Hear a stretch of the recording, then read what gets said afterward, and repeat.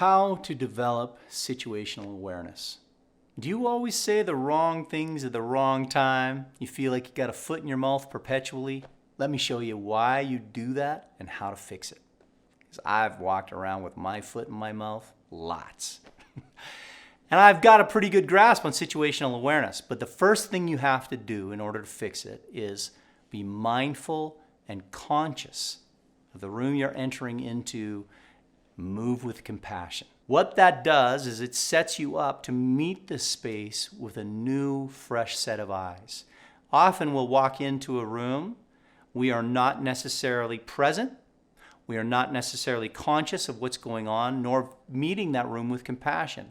You might walk into a meeting, a boardroom, you're thinking of the tasks that you have to deliver in that room, you're thinking of what you hope to accomplish, you're thinking of all of these little things, but you're not actually in the room. You're not reading the people sitting in the room and looking at their body language, saying hi to them so you get a gauge on how they feel and how they're acting that day. Feeling the agenda and listening to what the person, if you're not running the meeting, they want to accomplish, or if you are running the meeting, listening to the people in the room and what they are hoping to get out of that. These are the things that get in the way of us being able to act with situational awareness. Our own world where we're thinking into the past of what we were doing or thinking into the future of what we hope to gain. We are not in that very moment present. And so we miss that ability to read the template before us of people.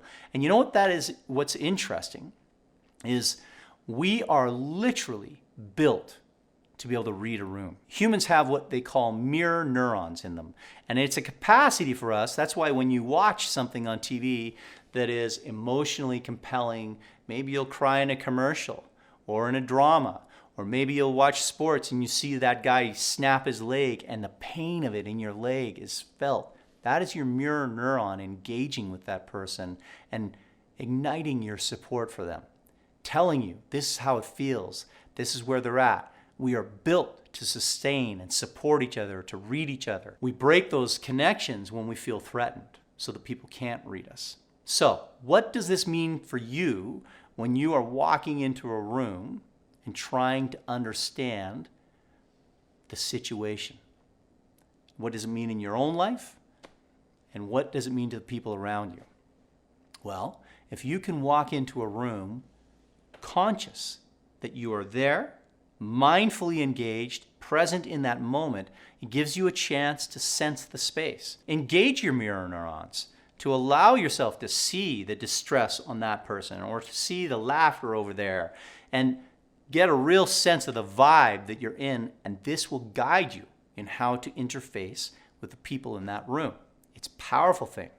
And you'll see people that are very good at it walk into a space, take a moment to adjust, examine the room, look around, get familiar before acting. Practice this so that you can be conscious and compassionate as you enter. So the third thing is to recognize that your experiences that you have had in your past shape your awareness of the situation that you're in.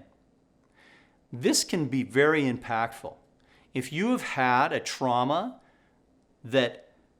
or an event that has greatly shaped your understanding of how a person may react to you or a situation that you're in, if a company has reacted in certain ways in the past to certain suggestions, you may feel trepidation to say certain things or to do certain things because your past has shaped the awareness that you have in this moment. It is good to listen to that. It is good to be aware of the fact that it's your past and that it's telling you, be careful. However, you need to get beyond that moment that you experienced in the past that informed you of what that outcome is, and you need to say to yourself, is this situation exactly the same? Am I facing an opportunity here to make a difference where I couldn't in the past because the situation has changed? There's a story called The Ghost of the Water, and they did a study with some monkeys, actually. They put a bunch of monkeys in a cage, and in the middle of the cage there was a pole, and on the top of the pole there were bananas. And so immediately when the monkeys got into this cage, there was 10 of them, they started climbing up to get the bananas. The moment they touched the pole to climb up, they would blast these monkeys with cold water. Very quickly, any monkey that started moving toward that pole to touch it and get the bananas was attacked by the whole group of other monkeys because none of them wanted to be blasted with cold water. Then they started removing monkeys out of that cage. And every new monkey that came in would go for those bananas. And monkeys that had learned about the cold water would beat that monkey up to not allow that monkey to go get those bananas. Eventually, there were no monkeys in that cage because they pulled out monkeys that had experienced the cold water, keeping new monkeys that had learned the process of avoiding the pole. No monkeys had ever been sprayed by cold water. And they were still enforcing this rule on any new monkey that came in. This is where it got really interesting, is now they were not spraying monkeys with water. If they were to climb that pole, they would get the bananas. They would be rewarded. But the ghost of the water that they had all been punished for, but not experienced anymore, was so compelling, they refused to examine their current situation, and they stayed away from it, and they didn't get the reward of those bananas. Companies do this. Family cultures do this. All sorts of groups that we're involved in do these types of things. So be aware enough to know, oh, this is past. I'm going to venture here and have a new experience. And hopefully you have people aware enough to not beat you up as you try to go for those bananas.